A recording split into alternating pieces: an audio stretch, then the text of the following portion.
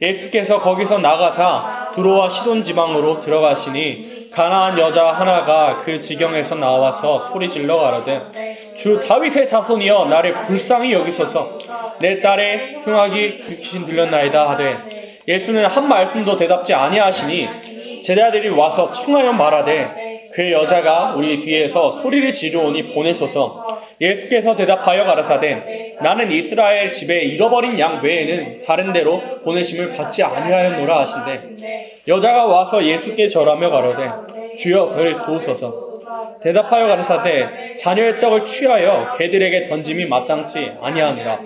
여자가 가로되 주여 올소이다마는 개들도 제 주인의 상에서 떨어지는 부스러기를 먹나이다 하니 이에 예수께서 대답하여 가라사대 여자야 네 믿음이 크도다 네 소원대로 되리라 하시니 그 시로부터 그의 딸이 나으니라. 아멘. 마태복음 15장 21절로 28절, 다른 복음서에서는 마가복음 7장 24절로 30절, 또 누가복음에서도 기록되어 있는 이 행적을 통해서 이 가나안 여자의 믿음을 한번 살펴보도록 하겠습니다. 그래서 오늘 설교의 제목은 가나안 여인의 믿음입니다. 마가복음 또 누가복음에 가면 수로보니게 여인의 믿음이라고 되어 있기도 한데 가나안 여인의 믿음, 수로보니게 여인의 믿음, 어쨌든 지경은 똑같습니다. 가나안에 사는 한 여자가 있었는데 예수님께서 정말 많은 교훈들을 하시고 마태복음 15장에서 장로들의 유전을 책망하시다가 이 가나안 지경으로 들어가신 거예요. 두로와 시돈이라는 그런 지경에 들어가셨는데 가나안 여자 중에 하나가 그 지경에서 예수님을 보니까 예수님이 그 당시에 완전히 슈퍼스타였거든요. 완전 유명하신 사람. 이 예수님께서 예수라는 사람, 나사렛 예수라는 사람이 이 손에 갖다 대기만 해도 낫는다더라. 병이 그 옷자락에 대기만 해도 낫는다더라. 병을 고쳐주고 귀신을 쫓아주고 정말 예수님 따라가면 떡도 얻는다더라. 아니 이 오병이어의 기적으로 정말 놀라운 기적을 행한다더라 라면서 예수님께서 이 당시에 유명 인사셨습니다. 그래서 이 가나안 지경으로 예수님께서 들어가실 때 가나안 여자 중에 한 명이 믿음이 있는 사람이었어요. 22절 보니까 예수님께서 오시니까 그냥 말한 것도 아니고 예수님한테 다윗의 자손이여 이렇게 크게 소리를 지른 겁니다. 그리고 나를 불쌍히 여기소서 내 딸이 흉악히 귀신 들렸나이다 이렇게 말합니다. 22절의 상황이 보니까 이 가나안 여인이 급했나 봅니다. 사람이 진짜 급하면 소리 지르는 게 나오게 되어 있습니다. 사람이 진짜 급하면 소리를 질러요. 저도 삶 속에서 경험을 해본 건데 진짜 급하잖아요. 제가 예를 들어 하나 설명을 하자면 제가 군대에서 벼락을 맞은 걸 여러분들이 알고 계실 겁니다. 제가 군대에서 벼락을 맞았는데 제가 그 벼락 소리 때문에 귀를 한 10분 동안 소리를 한 10분 동안 못 들었거든요. 그러니까 그 초소 안에서는 제가 타는 냄새를 못 맡으니까 거기 있던 선임이 이 초소 안에 그 번개 때문에 전화선도 터지고 이 초소가 타고 있는 그런 상황이었는데 제가 그걸 정신도 못 차리고 가만히 있으니까 놀라가지고 가만히 있으니까 선임이었던 그 분께서 나가자고 소리 질렀던. 그러니까 급하면 사람은 어쨌든 소리 지르게 돼 있는 겁니다. 그래서 22절도 가나안 여인도 예수님을 봤을 때 정말 급했던 상황, 간절했던 그런 상황이었습니다. 그래서 그냥 예수님 다윗의 자손 예수님 이렇게 한 것도 아니고 부탁한 것도 아니고 다른 사람들처럼 부탁한 것도 아니고 다윗의 자손이 하면서 소리 질렀던 그런 상황이었습니다. 근데 23절에 뭐라고 되어 있어요? 예수님께서는 한 말씀도 대답지 아니하시는. 아니 예수님 너무 무심하시지. 아니 아름다웠던 예수님, 정말 아름다운 인격을 가지신 예수님 아니에요? 라고 생각이 들 정도로 무시하시는, 세상에서도 가장 무서운 게 뭐라 그래요? 무관심이라 그러잖아요. 이 악플보다 무서운 게 무관심이라고. 무관심할 때가 정말 무섭다고 세상에서도 말하기도 하는데 예수님께서 한 말씀도 대답지 아니하시니까 이 가나안 여인이 계속 소리를 질렀나 봅니다. 예수님께서 들을 때까지. 얼마나 급했으면 예수님이 들을 때까지 소리를 질렀나 봐요. 그래서 뭐라고 돼 있어요? 23절에 제자들이 와서 청하여 말하되 그 여자가 우리 뒤에서 소리를 지르오니 보내소서. 이때 제자들이 성령 받기 전이었을까요? 후였을까요? 그러니까 제자들이 성령 받기 전에 철이 많이 없었어요. 철이 많이 없어가지고 사람들한테 어느 정도까지 말했냐면 요한과 야고보가 보아너기라는 사명을 요한과 야고보가 받았잖아요. 그래서 요한과 야고보가 저 사람들 하늘에서 불을 명해서 죽여버릴까요? 라는 말까지 요한과 야고보가 하는 그런 철이 없었던 제자들이었습니다. 이때도 제자들이 하도 귀찮았는지 자꾸 예수님께서 대답 안 하시니까 자꾸 계속해서 소리 질렀던 이 가나안 여인이 귀찮았는지 제자들이 와서 예수님 저 여자 우리 뒤에서 계속 귀찮게 합니다. 소리 지르면서 우리 귀찮게 하니까 그냥 보내버리시죠. 라고 하니까 예수님께서 이때 누구에게 대답하신 거냐면 이 여자에게 대답한 게 아니라 계속해서 소리 지르고 있는 다윗의 자손이여 제발 좀 불쌍히 여겨주세요 하고 소리 지르는 여자에게 대답하시는 게 아니라 가나안 여인에게 대답하시는 게 아니라 가나안 여인의 말은 완전히 무시하시고 누구에게 대답하고 있냐면 제자들에게 아마 가나안 여인이 들을 정도로 그 정도 데시벨로 말하셨을 거예요. 나는 이스라엘 집에 버린 양 외에는 다른 데로 보내심을 받지 아니하노라. 나는 제 살리러 온 거 아니야. 제 사마리아 이 가나안 여인, 제 이방 여인 살리러 온 거 아니야 라고 무심하게 말씀을 하십니다. 예수님께서 왜 이렇게 말씀을 하셨을까요? 우리가 믿음의 삶을 살면서 믿음이 있는 사람은 예수님께서 시험하신다는 것을 알아야 됩니다. 내가 이 상급을 주기까지, 내가 너의 기도 응답을 들어주기까지 너는 그 기도 응답을 받을 만한 믿음의 사람인지 시험하시는 일이 있다는 것을 여러분 삶 속에서도 알려주시기 위해서 이런 일을 행했습니다. 얼마나 가나안 여인이 믿음이 있는 사람이에요. 체면도 필요 없고 당장 하나님의 능력이 필요했던 사람이고 주님만 필요해서 다른 사람들은 이렇게 조곤조곤한 예수님 제발 우리 집 와서 살려주세요라고 하는데 이 가나안 여인은 아마 복음서에 기록된 이 믿음이 있던 사람들 중에서 아마 탑3 안에 들어오는 믿음의 사람이었을 겁니다. 다윗의 자손이여 하고 소리 질렀던 그런 믿음의 사람인 이 가나안 여인을 예수님께서 시험하신 겁니다. 그래서 믿음이 있는 사람은 삶 속에서 시험하신다는 것을 알아야 됩니다. 그래서 저도 항상 말하지만 우리가 초신자 때는 여러분들의 기도를 다 들어주실 수 있습니다. 들어주실 수도 있어요. 하나님 이거 해주세요 저거 해주세요 하면은 우리가 신앙이 어리고 미성숙하다면 하나님께서 그것을 들어주심으로 말미암아서 하나님의 살아계심을 나타낼 수는 있습니다. 나타내시는 경우들이 많을 겁니다. 그러나 우리의 믿음이 자라면 자랄수록 하나님께서 우리에게 기도의 응답에 예스 하실 때보다 노 하실 때가 많다는 사실을 여러분들이 아셔야 됩니다. 하나님께서 우리의 기도에 예스 하실 때보다 노 하실 때가 많다는 그런 일들이 많을 거라는 걸 여러분들 아셔야 됩니다. 마치 가나안 여인을 시험하신 것처럼 이 믿음이 있는 사람이고 정말 예수님께서 고쳐주실 만한 그런 믿음의 사람이었지만 예수님께서 그 가나안 여인을 시험하기 위해서 그런 말씀을 마음에도 없는 소리 하신 거잖아요. 지금 이스라엘 집에 버린 양 외에는 다른 데로 보내심을 받지 아니하노라.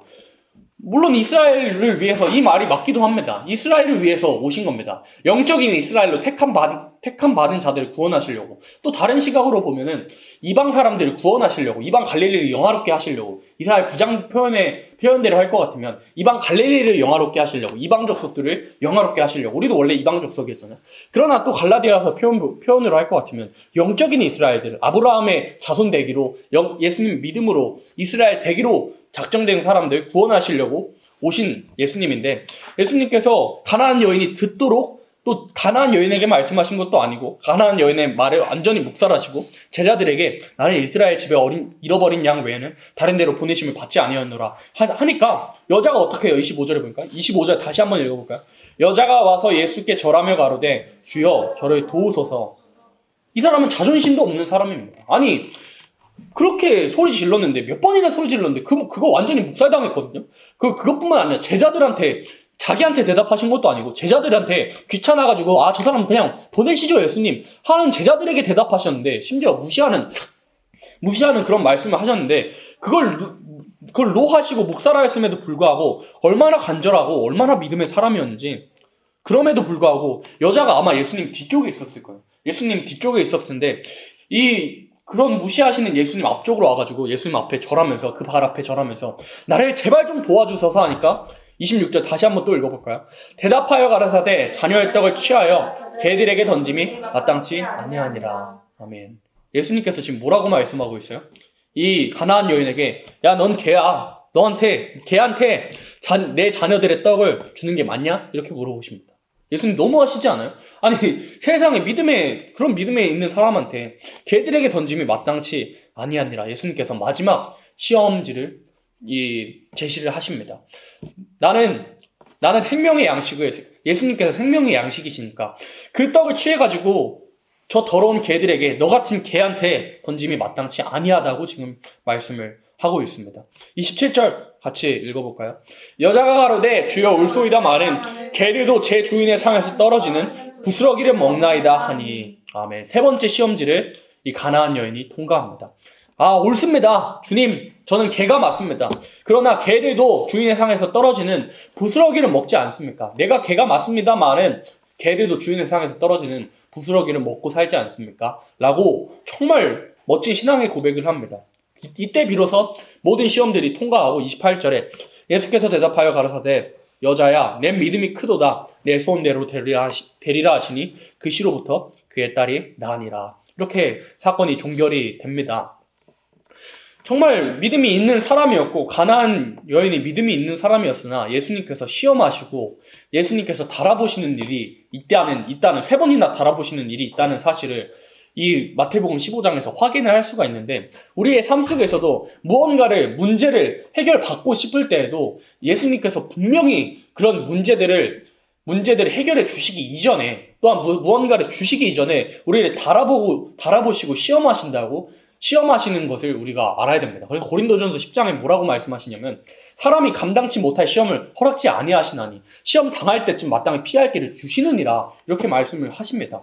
우리에게 늘 시험은 허락이 되어 있습니다. 우리에게 간구하는 것 빌립보서 말씀을 보니까 모든 일에 감사함으로 구할 너희의 쓸 것을 아뢰라라고 말씀하셨거든요. 모든 일에 범사에 우리가 먹고 살아가는 것도 하나님께 구해야 됩니다. 물론 일용할 양식만 구해야 되지만 우리가 살아가는 모든 일에 구해야 하지만 이 구함에 있어서도 예수님께서 분명히 믿음이 큰 사람에게는 달아보시고 시험하시는 일이 있다는 것을 가나안 여인처럼 이렇게까지 시험하시는 일이 있다는 것을 여러분 아셔야 됩니다. 믿음이 적은 자들에게는 그냥 그시로 낳게 해주셨거든요. 믿음이 적은 자들에게 그시로 낳게 해주셨는데 이렇게 간절하고 믿음이 있는 사람, 정말 하나님 보시기에 믿음이 큰 사람, 그런 사람들은 하나님께서 분명히 달아보신다는 것을 알아야 됩니다. 또 한 가지 알 수 있는 교훈은 기독교인에게는 상처가 없다는 것을 마태복음 15장을 통해서 우리가 알 수가 있는 겁니다. 예수님께서 지금 뭐라고 21절로 28절을 통해서 예수님께서 뭘 하고 계세요? 이 여자가 믿음이 커가지고 예수님께 소리 지르니까 그거 완전히 무시해버리시고요. 그 다음에 이 제자들이 귀찮아가지고 저 사람들 쫓아내시죠. 보내시죠. 하니까 예수님께 제자들이 그렇게 말하니까 쟤는 쟤 구원하려고 온 거 아니야. 이스라엘 구원하러 왔어. 라고 무시하시는 말을 합니다. 그 여자에게 하신 것도 아니고 제자들에게. 또 그 다음에 예수님께 절하러 오니까 그 다음에는 야, 너 개잖아. 내가 어떻게 개한테 떡을 주겠니? 자녀들한테 주지. 너희들도 자녀들한테 떡 주지 않니? 이렇게 완전히 개라고 그 인격을 모독하시는 그런 말씀을 하십니다. 그러나 26절에 하나님 보시기에 거룩하신 하나님 앞에서 개와 같이 더럽지 않다고 생각하는 사람 손 한번 들어보세요. 개와 같이 더럽지 아니하다고 생각하는 사람 한번 손 한번 들어보시겠어요? 우리는 하나님 앞에 거룩하신 하나님 앞에 마치 개처럼 더러운 사람들이라는 거예요. 예수님의 표현이 맞기도 합니다. 주님 앞에 개가 아닌 사람들이 도대체 어디 있겠어요? 그러나 예수님께서는 이 개라고 말씀하신 것은 예수님의 본심이 아니었던 겁니다. 이 믿음의 사람을 시험하시기 위했던 것입니다. 그러나 이 사마리아 여인, 이 가나안 여인은 조금의 상처도 받지 않았다는 사실을 알아야 됩니다. 조금의 상처도 받지 아니하고 믿음으로 나아갔던 사람. 그러니까 기독교에는 상처가 없는 겁니다. 기독교에 있어서 상처라는 것은 예수님께서 그 양손과 양발에 못 박히신 십자가의 그 못자국의 상처밖에 없다는 사실. 기독교에 있어서는 상처가 없다는 사실. 교회에서 상처받았다. 나 저 사람한테 상처받았어. 라는 말을 여러분들 하시기도 하였고 듣기도 들었을 겁니다. 저 사람 때문에 교회에서 상처받았어. 저 사람 때문에 교회 못 다니겠네. 진짜 못 해먹겠네. 라는 말들을 들어보시기도 하셨고 또 한 번쯤은 해보셨을 법도 합니다. 그러나 기독교에는 상처가 없다는 사실. 가나안 여인은 개라는 소리 듣고도 예수님께 간구했다는 사실. 예수님께서 가나안 여인에게 개라고 말씀했는데 넌 개야. 너에게 줄 수 없어. 라고 노하셨는데도 불구하고 이 27절에 보니까 주여 울소이다마는 내가 개가 맞습니다마는 개들도 주인의 상에서 떨어지는 부스러기를 먹나이다. 나에게 부스러기 같은 은혜를 주세요라고 예수님께 대답했던 그런 믿음이 있던 사람이었습니다. 기독교에 있어서는 여러분들 상처가 없는 겁니다. 교회 안에서는 어떠한 말을 들어도 상처를 받아서도 또한 흔들려서도 안 되는 겁니다. 교회에서 뿐만 아니라 어떤 사람에게 어떠한 말을 듣더라도 우리는 가나안 여인처럼 오직 예수님께서는 내 마음을 아시리라 하는 그런 믿음으로 예수님께서 이 말씀을 하심이 본심이 아니었다는 것을 믿음으로 알았던 이 여인처럼 어떤 말을 들어도 이 고난받는 것을 하나님께 저번 시간처럼 고난받은 것을 하나님께 감사하며 하나님께 영광을 돌리며 상처를 받지 않는 우리들이 되어야 된다는 것을 교훈으로 또 얻을 수 있는 겁니다. 또 다른 말씀 한번 볼까요? 이번엔 가나안 여인 말고 이 12회를 혈루증으로 앓는 한 여자가 있어 많은 의원에게 많은 괴로움을 받았고 있던 것도 다 후회했을 때 아무 효원이 없고 도리어 더 중하였던 차에 예수의 소문을 듣고 무리 가운데 섞여 뒤로 와서 그의 옷에 손을 대니 이는 내가 그의 옷에만 손을 대어도 구원을 얻으리라 하밀러라. 이에 그의 혈루 근원이 곧 마름에 병이 나은 줄을 몸에 깨달으니라. 예수께서 그 능력이 자기에게서 나간 줄을 곧 스스로 아시고 무리 가운데서 돌이켜 말씀하시되 누가 내 옷에 손을 대었느냐 하시니 제자들이 여짜오되 우리가 에워싸 매는 것을 보시며 누가 내게 손에 대었느냐 물으시나이까 하되 예수께서 이 일 행한 여자를 보려고 불러보시니 여자가 제게 이루어진 일을 알고 두려워하여 떨며 와서 그 앞에 엎드려 모든 사실을 여짜온대 예수께서 가라사대 딸아 내 믿음이 너를 구원하였으니 평안히 가라 내 병에서 놓여 건강할지어다. 아멘. 12회를 혈루증으로 앓는 한 여자가 있었습니다. 야이로의 딸을 회당장 중 하나인 야이로의 딸을 고치러 가시는 길에 무리가 많이 따라다니는 거예요. 예수님께서 한 번 가시면 무리가 몇 명이나 따라들었을까요? 갑자기 퀴즈를 냅니다. 예수님께서 길을 가시면 몇 명이나 따라 붙었을까요? 자, 보기 하나 드립니다. 5,000명이다. 10,000명이다. 자, 3번은 20,000명이다. 여러분들 몇 번이실 것 같습니까? 20,000명? 거의 20,000명쯤 따라다녔습니다. 오병이어의 기적이 남자만 5,000명이었어요. 그럼 여자까지 하면 보통 10,000명을 보고 어린아이까지 하면 15,000명에서 20,000명까지 보기도 합니다. 예수님께서 한번 길 가시면 세상에 연예인들도 그렇게 따라갈까 모르겠는데 예수님께서 한번 걸어가시면 20,000명이나 따라 붙습니다. 그 무리들 가운데서 25절에 보니까 12회에 12년을 혈루증으로 앓는 한 여인이 있었습니다. 이 혈루가 계속 마르지 않는 그런 여인이 있었는데 많은 의원에게 많은 괴로움을 받았고 많은 의원들을 가봤으나 12년 동안 많은 의원들 지금으로 치면은 많은 대학병원 가봤으나 오히려 괴로움만 받고 있던 모든 돈들도 다 허비하였음에도 불구하고 아무 효험도 없고 병이 더 중하였던 그 시점에 예수님의 소문에 들어가지고 무리 가운데로 섞여가지고 내가 예수님을 통해서 나와봐야겠다 하고 그의 옷에 손을 대니까 믿음으로 28절에 내가 예수님의 옷에 손을 대어도 구원을 얻으리라는 믿음으로 큰 믿음으로 손을 대니까 그의 혈루 근원이 마름에 병이 나은 줄을 그 몸에 병이 나은 줄을 12회의 혈루증을 앓던 그 여인이 깨달았습니다. 근데 예수님이 따라다니는 그 무리가 거의 20,000명 정도 된다고 했잖아요. 20,000명 정도 될 것 같다고 여러분들이 대답을 하셨는데 이 많은 무리들 중에서 이 12회의 혈루증을 앓던 그 여인만 예수님의 손을 잡았을까요? 예수님의 옷을 만졌을까요? 지금도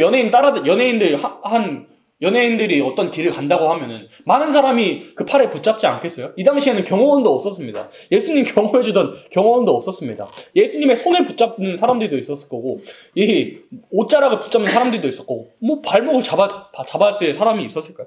어쨌든 예수님을 만졌던 사람이 12회를 혈루증으로 앓던 그 여인만은 아니었을 거라 이겁니다. 많은 사람이 예수님의 옷을 붙잡았어요. 예수님의 옷자락을 붙잡았고 손을 붙잡았고 팔을 붙잡았을 거예요. 그러나 그 능력이 나간 사람이 단 한 명밖에 없었습니다.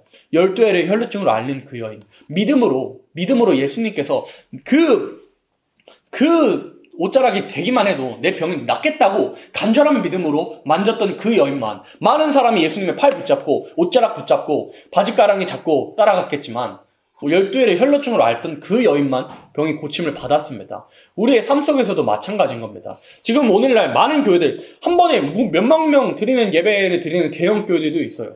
하루에 한 번에 몇만 명씩 드리는 그 대형 교회들 그 몇만 명 중에서 몇 사람이나 예수님께서 그 기도에 예배에 응답을 하실까요?